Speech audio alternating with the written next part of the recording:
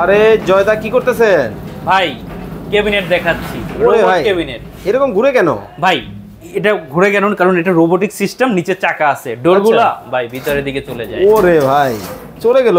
চলে গেল। এত চমৎকার ভাই, এত চমৎকার। পিছনটা কি ফুল metal body. Metal body, metal body, carbon স্টিলের, ডোকোপেট, কখনো জং করবে না। দেখেন মানে কিচেন ক্যাবিনেট দেখাবেন? কিচেন ক্যাবিনেট দেখাবো ভাই। এত চমৎকার। হ্যাঁ, শুধু একটা সাইজ না, অনেকগুলো সাইজ দেখাবো, এখান থেকে শুরু করে সব ধরনের সাইজ দেখেন। মানে আজকে কিন্তু সরাসরি কিচেন ক্যাবিনেটের মেলায় কিন্তু দর্শক আমরা চলে আসছি। লাইভে কি কোথা থেকে আমাদের সাথে জয়েন হয়ে গেছেন একটু কমেন্টস করে জানাবেন। বেশি ভাই কইজ আছে কিন্তু আবার কি দাম বলতে পারলে? হ্যাঁ, বেডসাইড টেবিল ফ্রি। আরে ভাই মানে কিসের দাম বলবে?